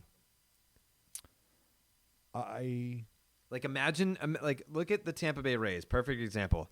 I can build a World Series team and not have to spend that much? Why would I allocate dollars that I don't have to spend if I know that I am going to be able to compete below the threshold? Because at some point in time, and this is where I think you have to be able to separate the idea, like insects, Jared, survive to survive. They don't want to fly around in a circle because it makes them happy. They don't want to go land on this fucking thing over here because it's euphoric and they might meet a couple other insects that they can hang out with and get along with and shit. No, they wake up and are moving to eat, survive, procreate. That's just what they do. They don't enjoy things, okay? We enjoy things as human beings, as baseball fans, and we're playing a game as athletes. We're enjoying a game as consumers. And there's always going to be a maximization of strategy, right? Like if you, I don't know if you play backgammon or not, Jared, but there's optimal moves to make every single roll. Every single roll, you have an optimal move that you can make. Anything less than that would be considered deviating from strategy and not maximizing the potential of the setup, not maximizing what the game is giving you right now in that moment. And baseball fans of sport, they would hate to ever think that you're not doing everything you can to win a game based on strategy or formulating a roster, right? Shit like that. Like you just never want to do that. So if you don't have to spend that money to compete with these other teams that are spending all of it, then you can't force me to do that. Like this is my money. Well, in the interest of this game that you're a part of, though, we've got to start to look at things a little differently. We got to consider mandating some things, even in the face of what you might be able to do financially. Great that you've found these loopholes.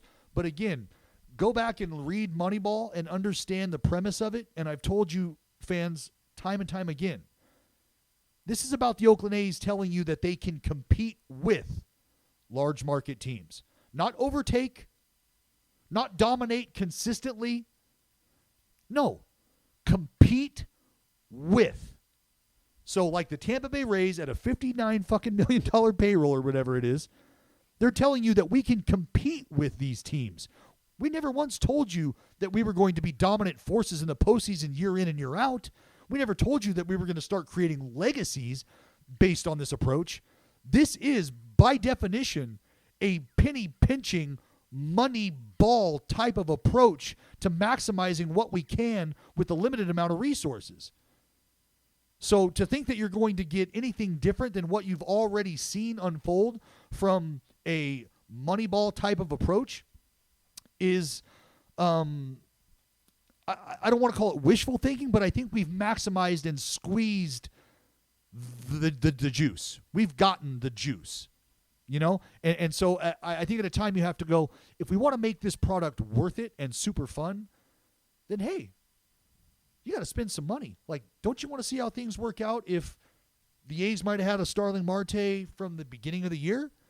Don't you want to see what it's like if the A's might have been able to make a bid on a Max Scherzer because they could take him now and afford to pay him next year? Like, just thinking from a small market perspective, what if the Rays were in on those types of players? Not because they didn't want to be, but because they had the money to and are like, yo, we've constructed the bullpen as such. We like what we've got down there. Because we have this money that needs to be spent, guess what we could do? Like, the game just looks a little different. It just looks different. So I'm all for kind of saying, you know what? Spend your fucking money and let's see what this game turns into. Which organization do you think stands to benefit the most from having a salary floor? Well, again, that's all about how these teams choose to go about distributing those finances, and are there loopholes created? You know, like, does X amount of money that I spend on a signing bonus count towards my payroll if this guy's on the 40-man, blah, blah, blah, blah, blah. Like, who knows what they might try to finagle, Jared? I have no idea. You could move all of these pieces around. just like international slot money, right? Mm-hmm. Like you can move it from here, take it over there. Like, so I don't know what sort of mechanics they might even consider creating to allow this thing to be something that teams can palate and swallow. I don't know. But I've got to believe that the idea, because seriously, what's the other side of this coin? Like, if you're not going to force them to spend money to be competitive, and they're just going to dig their heels in and tell you, no, you know what? Fuck you.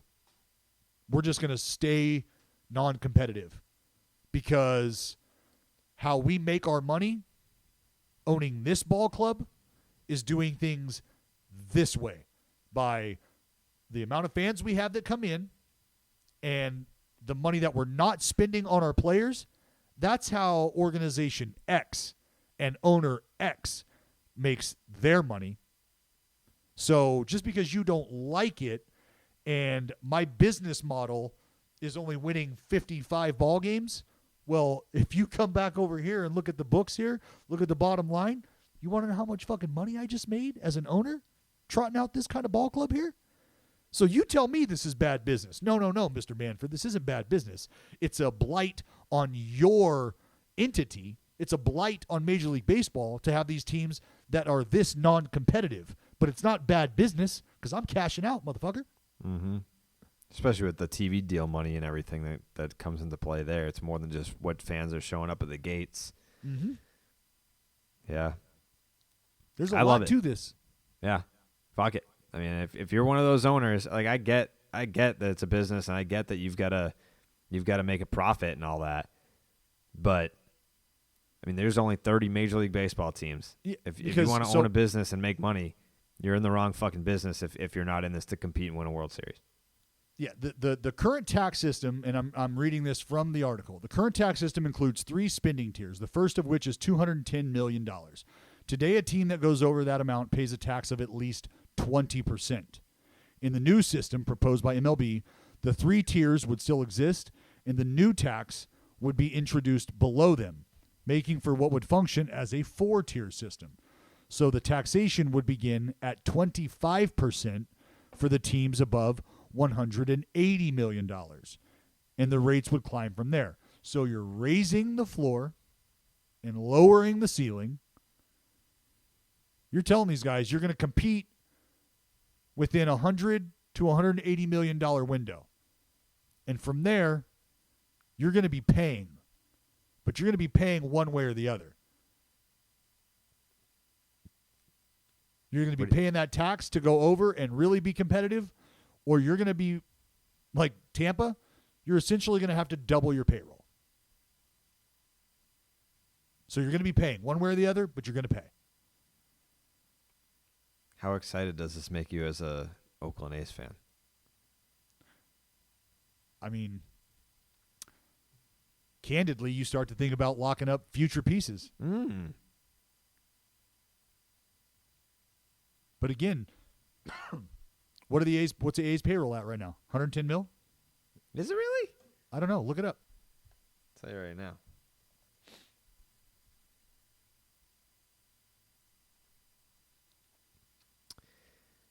The Oakland A's.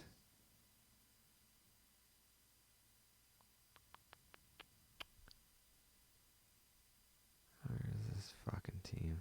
Oh, 83.8 was the opening day 26-man roster.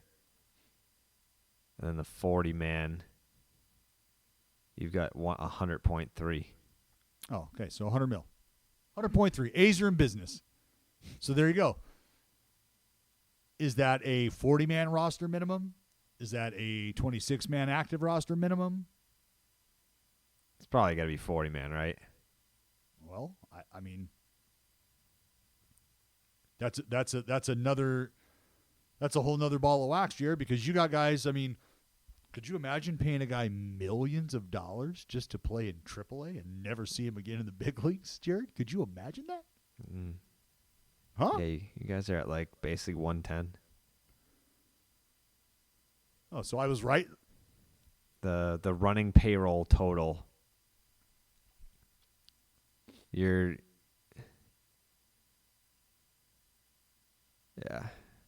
Yeah, 110. Yeah, so what's old Rusney cashing out at? I mean, he's like not even with a major league team anymore, but he got 72, I think. And like, yeah, that's going to count against your team, even though he's not on your 26 man. Even if he's on your 40 man. Mm-hmm. I mean, you But spent if he's not on your 40 man, be nice to not have that money count against you, right? Mm-hmm. But again, just don't know what's going to be, what the give and take is, what the leverage is. It's just a very interesting thought. You got a $180 million window to play in. I don't hate it.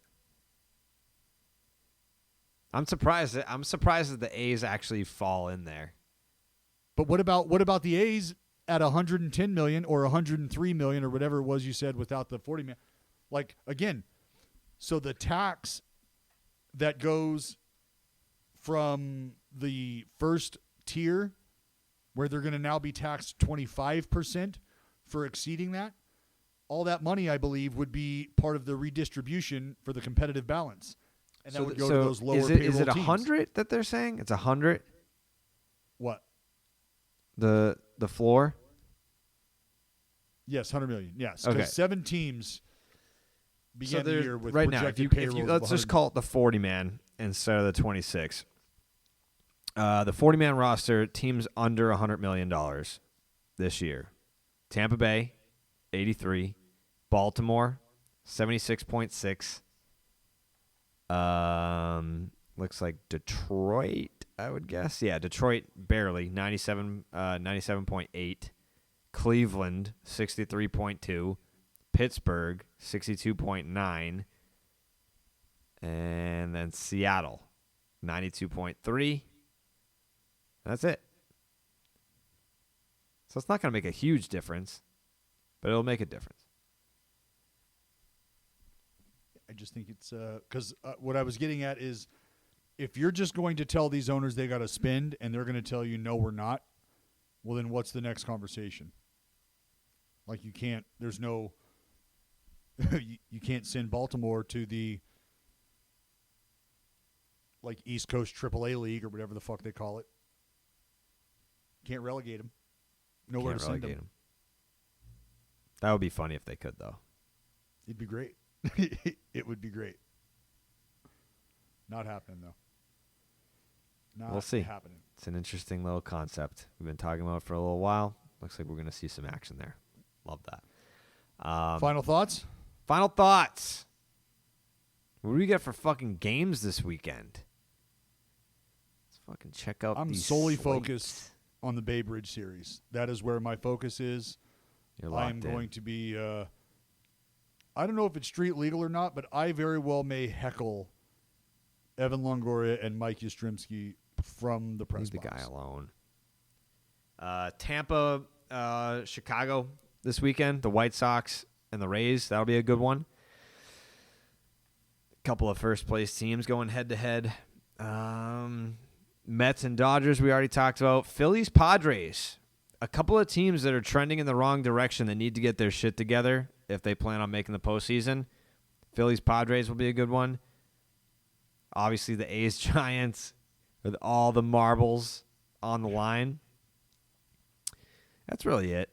I mean, well, Astros, Mariners will be good again. That was good the last time. Yeah, I mean, Mariners. Dylan Moore grand slam. Do we know who won the ball game today? Did the Astros win today? They were losing last time I saw. They were losing? Because it was tied in the bottom of the 9th when I left the studio. It looks like Dallas.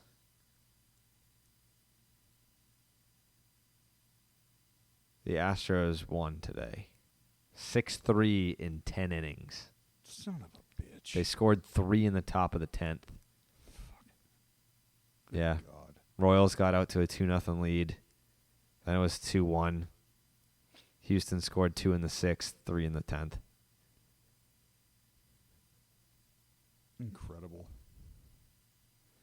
It's all right. Well, tonight I'm a Dodgers fan. You are. Dodgers, Yeah, I mean, Mets. You need the Mets to lose. I don't need the Mets to lose. I need the Dodgers to win. Why? I just need the Dodgers to win, Jared. You just Need the you Dodgers care to that much about being right or wrong that you want to crush these Giants fans' dreams of winning a division in a year that they weren't supposed to be there. because all of these motherfuckers want to come at me like they were standing on the Golden Gate Bridge yelling from the top of their lungs, "We're 100-win team! We're 100-win team!" Like, I can't have that. I can't have that. You would rather just gut these poor Giant fans that just want to see their team win a division in a year that, I mean, you would rather see the machine. You would rather see the Dodgers, who win it every year. You'd rather see that again than just be wrong one time. I didn't want to be here. I didn't want to do this. You're talking to a guy who grew up a childhood Giants fan. Like I know as much, if not more, about your favorite fucking team than you do. And I didn't want to have to, like, I'd love to be pulling for the Giants. And we talked about this on our broadcast today. Like, it's oddly enough in the Bay Area, and I don't even know how far, like, the Met Stadium is from Yankee Stadium. I know it's more than 10 miles, right? I don't know, like, the closest proximity of baseball stadiums to each other. But Oakland, San Francisco, very close. And there's people who go to A's games that are Giants fans just because the A's are playing, and vice versa. But there's also people that harbor a very deep and very real hatred for each of these organizations as well.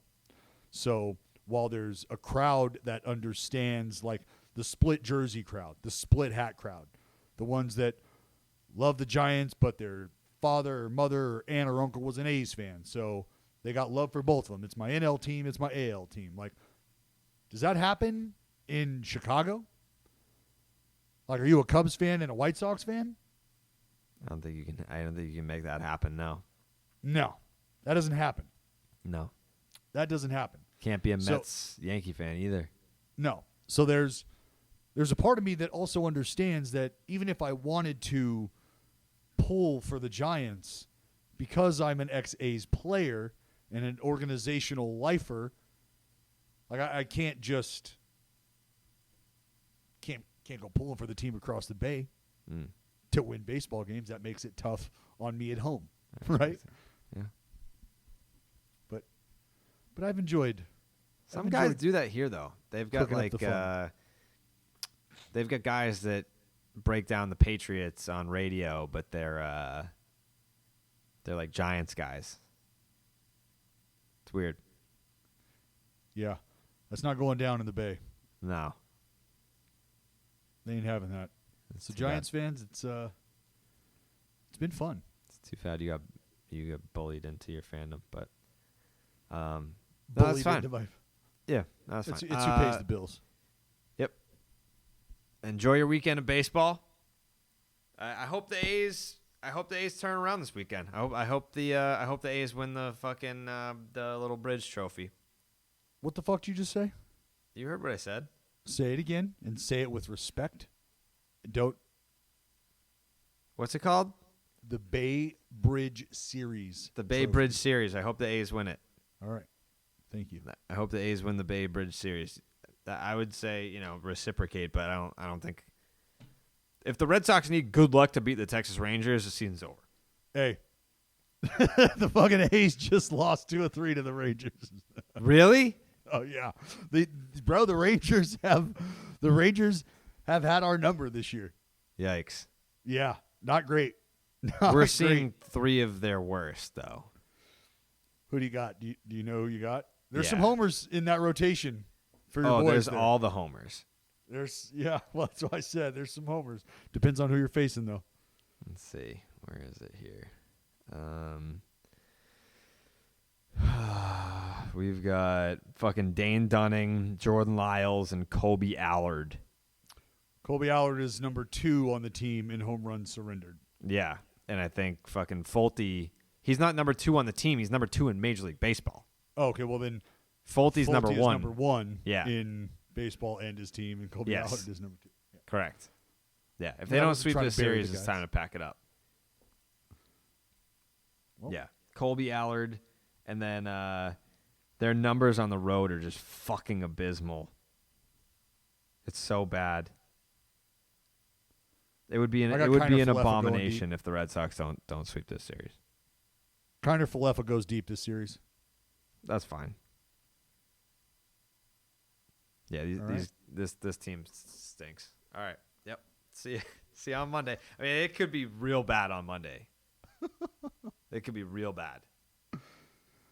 Hang in there, buddy. Hang Hey, you in too. there. Oh, you know what? What? For the folks that have still hung around, I'll tell you that card I pulled. Do you remember the card that I pulled? Didn't I tease that last time? I think that was today. I didn't tease that on the last podcast. It was today. Well, then I guess I'll tell you next podcast. Are you sure? Positive. I'm almost 1,000% sure that I said something about this last podcast, but decided not to reveal what had happened. This is definitely this one. All right, if I did say it last podcast, what are you gonna give me? You owe me something. I'll wear an A's shirt on Morning Wood for a whole week.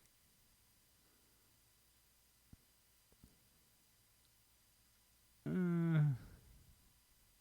don't know if that moves the needle for me. No. No, I don't know if that moves the needle for me. I'll think about it. All right, yeah, think about it because you're wrong anyway. It doesn't matter. I think I'm really right. It was definitely this podcast. Is Dr. Claw paying attention right now? Absolutely not. He's got high waters on, dealing with a flood in his basement or some shit. Had a sack of kittens he had to rescue. I don't know. You just confirm the gender of Dr. Claw? I just say he's like it's like they're, he's them, he's Right. Yeah. I feel that. It's a figment. Mhm. All right. All right. We go.